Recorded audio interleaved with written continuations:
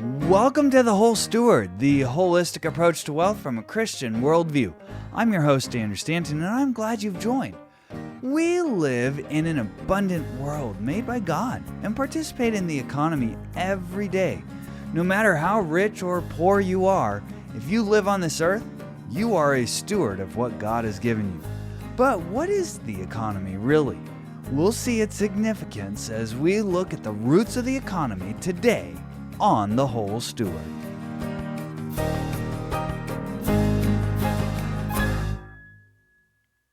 Well, this is episode number 37. I'm glad you've joined. The economy, that is the interaction of the goods and services, the interactions that you have with people every day, is what we usually think of when we think of the word economy. But what are the roots of the economy? I want to dig into that today because you might find it fascinating. I happen to be fascinated by etymology. We looked at the word vocation a few weeks back, and now today we'll look at the word economy. I was talking to a good friend this week, and we were talking about economics, and he mentioned how economy is the management of scarce resources.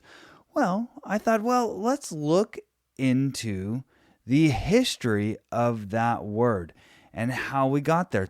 Now, the numbers for the GDP are in for the second quarter. They came in at an annual rate of 2.1% for the second quarter of 2023. And in the first quarter, the real GDP increased about 2.0%. So the increase in the second quarter primarily reflected increases in consumer spending and business investment that were partly offset by a decrease in exports. Imports, which are a subtraction in the calculation of GDP, decreased.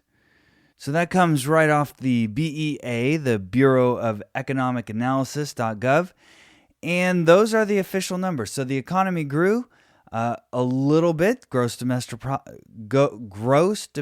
product grew just a little, about 2.1%.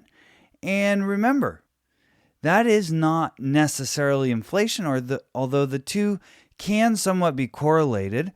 But growth is good for the economy. In fact, it's necessary. A shrinking GDP is very bad for the society. That's some good news. But how much of that is real? It remains to be seen. Anyways, those are the official numbers. But what is the background of the word economy? Let's look at the definition on Webster's. Now, you can see on Merriam-Webster.com the word economy.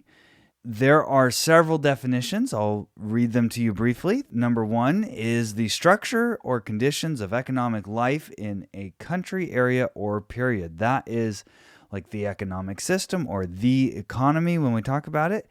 But number two would be a thrifty and efficient use of material resources, like frugality in expenditures. Or B, under number two, efficient and concise use of non-material resources. For example, such as effort, language, or emotion. Sounds kind of like the Whole Steward. Number three is the arrangement or mode of operation of something, like an organization or a system, especially of interaction and exchange. So when we're interacting with one another, that is an economy. And then number four, which is a bit archaic, but here's where the etymology comes in, and I really like it, the management of household or private affairs and especially expenses. So the history of the word or the etymology is down the page a ways. As a noun, they talk about its roots in Middle English, Middle French, and borrowed from medieval Latin, and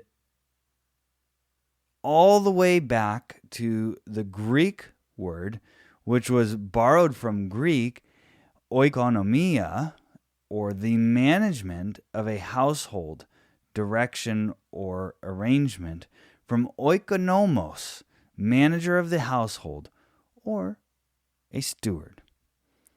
From oikos, which is house, and nomos, which is the noun derivative of noimen, to have management or control of, rule, or direct. So you can see why this is relevant for the whole steward. The roots of the word economy come from the management of a household, like a steward. And so you are a participant in the larger economy of your society, but you're also a participant in the family economy or the household economy, which is what a steward usually would be doing. Now, there are 10 places in the New Testament where the Greek word oikonomos is used, and I think you will find them very fascinating. The first one I want to look at is Luke 16:1, which reads, "And he said unto his disciples, There was a certain rich man, which had a steward, and the same was accused unto him that he had wasted his goods." We've looked at the shrewd money manager. That word steward there is oikonomos. Again, used in Luke 16:3. Then the steward said to himself, "What shall I do? For my Lord taketh away from me the stewardship, and I cannot dig, and to beg I am ashamed." So you see this word steward there. Again, it's used in verse 8 of the same chapter. "And the Lord commended the unjust steward, because he had done wisely. For the children of this world are in their generation wiser than the children of light." You see, the steward who knows God and bears God's name as a Christian, from a Christian worldview, we approach stewardship from a holistic point of view, because all of these things are put under our management by God for a short time on this earth. The next is in Romans 16:23, where it reads, "Gaius, who is host to me and the whole church, greets you. Erastus, the city treasurer, and our brother Quartus greet you." So right there, the city treasurer is that same word, oikonomos. It's a steward or a treasurer, especially of finances, but mostly used of a household. 1 Corinthians 4:1 says, "Let a man so account of us as of the ministers of Christ and stewards of the mysteries of God." Again there, the word oikonomos. And then in verse 2, "Moreover, it is required of stewards that a man be found faithful." So there Paul is saying that he is a steward of the gospel of Jesus Christ. He was made a steward of the good news of Christ. And it is required, moreover, of stewards that they be found faithful. Galatians 4:2 reads like this in the ESV, "I mean that the heir, as long as he is a child, is no different from a slave, though he is the owner of everything. But he is under guardians and managers until the date set by his father." The word managers is the word oikonomos, or a steward. Titus 1:7, talking about the qualifications of elders, "For an overseer, as God's steward, must be above reproach. He must not be arrogant or quick-tempered or a drunkard or violent or greedy for gain." He goes on, but that word there, stewards, is oikonomos, from which we get our word economy. And then in 1 Peter 4:10, Peter writes, "As each has received a gift, use it to serve one another as good stewards of God's varied grace." So there, Peter is talking about the gifts that God has given us, spiritual gifts, telling us that we should be good stewards of those gifts that God has given us. And then finally, and this is where I want to dwell today, Luke 12:42, we see the word oikonomos again.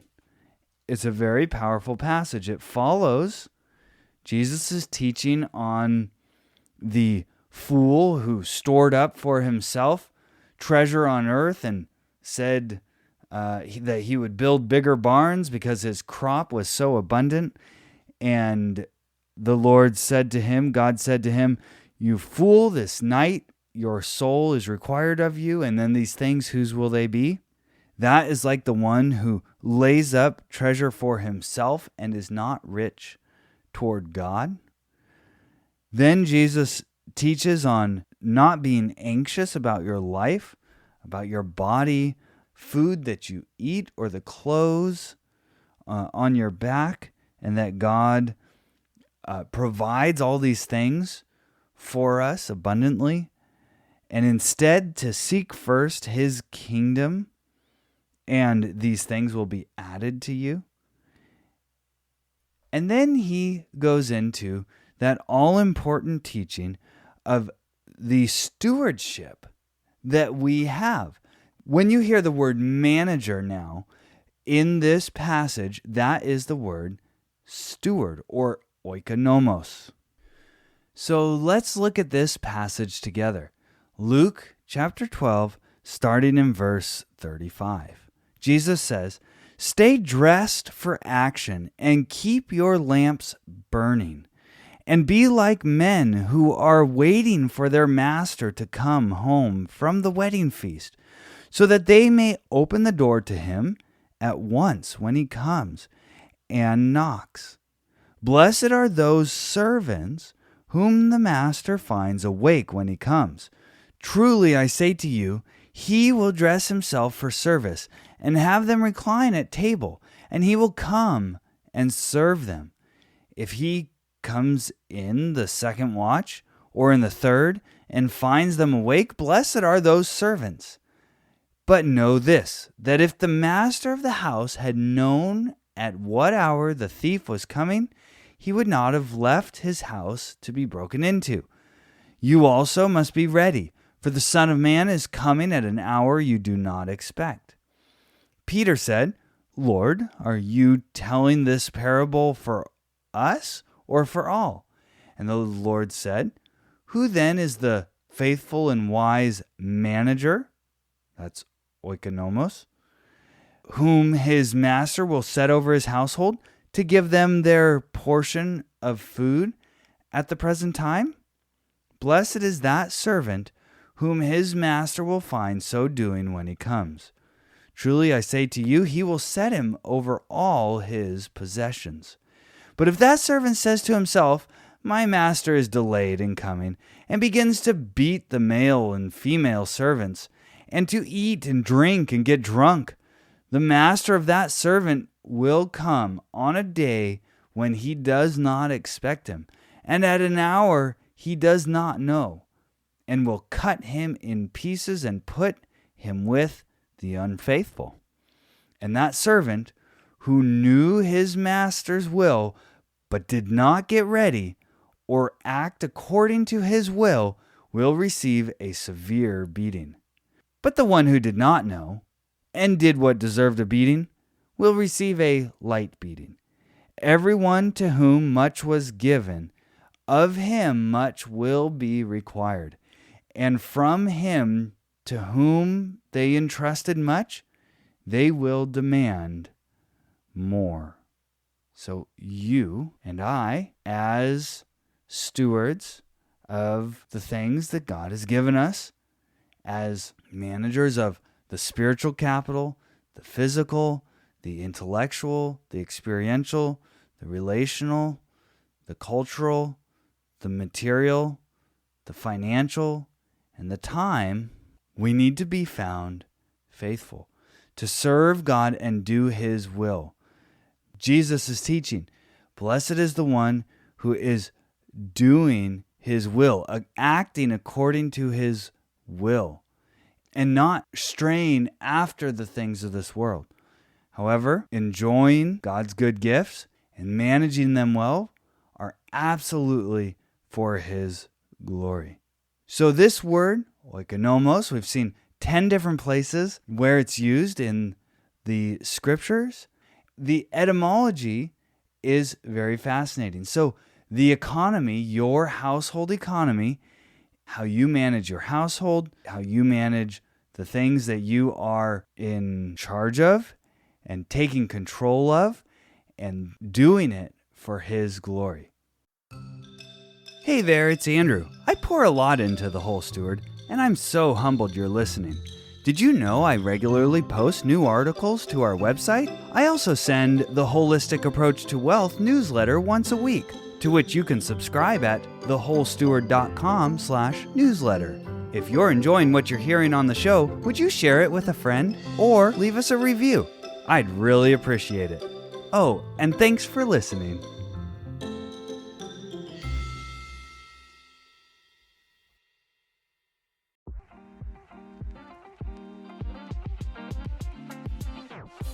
Hi, this is Gary Pinkerton with Gary's Gulch Podcast. You are listening to The Whole Steward with Andrew Stanton, one of the best researched shows by a man of true passion. Now that you know more, go out and grow more.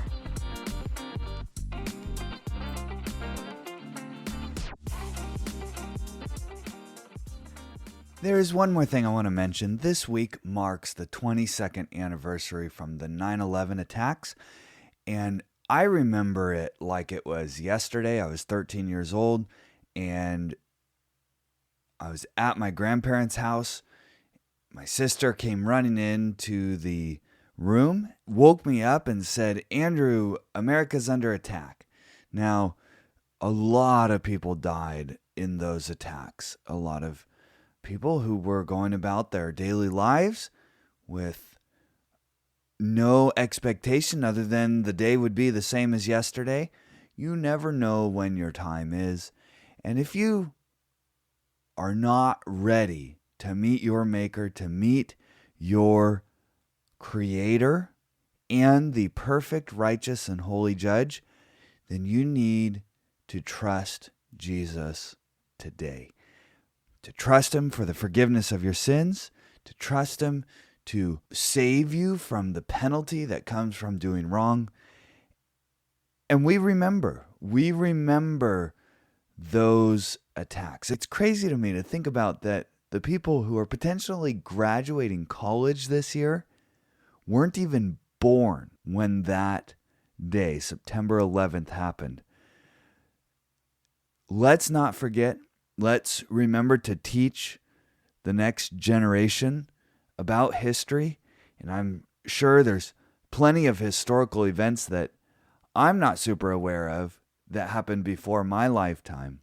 The other thing is that as the history books are written, they're always written from a biased perspective. There are the facts that are listed as the people see them, and then there are others who write facts in a certain way. And if you dig into the 9/11 attacks, you see that there is a major element of the industrial military complex functioning behind this, because then America went into multiple wars following those attacks, some of which cost many, many more American lives, including lives of other countries, of our allies around the world. There's big money in war. And it's a very sad thing that the elites who are in charge of the big money would use something like war and suffering and death to pad their pockets, to make themselves wealthy. The same thing is happening right now with the war in Ukraine. There are many, many people, tens of thousands of people, losing their lives right now because people who sit in high places stand to benefit in a way from war. And it's a sad thing. It's a very sad thing that these young men's lives who are sent to war are used to make other people rich. And you might say, well, the money is just flowing where the value is.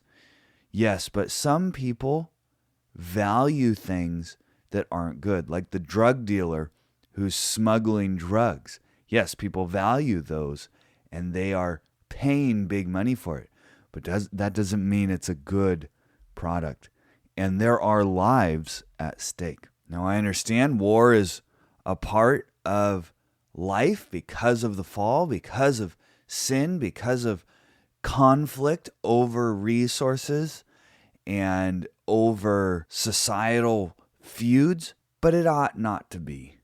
Anyways, to all the families who suffered the loss of their loved ones, who are now struggling with permanent injuries due to the aftermath, the chemicals and the cancer-causing issues of the first responders and everyone who went to clean up after the 9/11 attacks, our hearts and prayers are with you.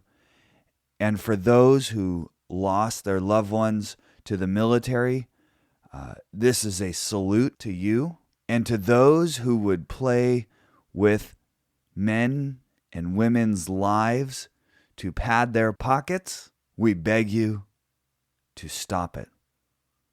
Now, God is the holy judge, and we will be at his mercy one day. So I want to leave you with Psalm 65, an excellent psalm that brings our hearts and minds to the abundant works that God has done. He has made an abundant world and has given us abundant grace. Listen to Psalm 65. Praise is due to you, O God, in Zion, and to you shall vows be performed. O you who hear prayer, to you shall all flesh come. When iniquities prevail against me, you atone for our transgressions. Blessed is the one you choose and bring near to dwell in your courts.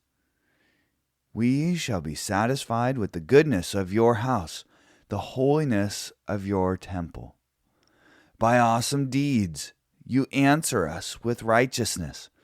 O God of our salvation, the hope of all the ends of the earth and of the farthest seas, the one who by his strength established the mountains, being girded with might, who stills the roaring of the seas, the roaring of their waves, the tumult of the peoples, so that those who dwell at the ends of the earth are in awe at your signs. You make the going out of the morning and the evening to shout for joy. You visit the earth and water it. You greatly enrich it. The river of God is full of water. You provide their grain, for so you have prepared it. You water its furrows abundantly, settling its ridges, softening it with showers, and blessing its growth. You crown the year with your bounty. Your wagon tracks overflow with abundance. The pastures of the wilderness overflow. The hills gird themselves with joy. The meadows clothe themselves with flocks. The valleys deck themselves with grain. They shout and sing together for joy. Amen. We serve an abundant God who has showered his grace upon us, and we are blessed to know him when he calls us near. Life is short. God is the creator of all the abundance we see around us, and he is also our Savior. He visits the earth and fills it with abundance. May those words be an encouragement to you this week. Say a prayer for the families affected by the atrocities that happened 22 years ago. And remember, honor God in your oikonomos, your stewarding, your economy. May God bless you. Until next week, now that you know more, go out and grow more.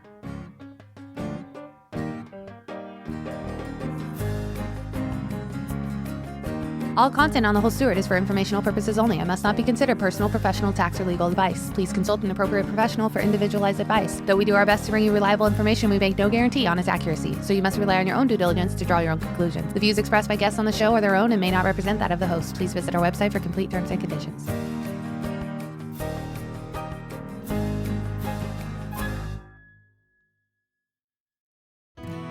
Thanks for joining us today for the holistic approach to wealth from a Christian worldview.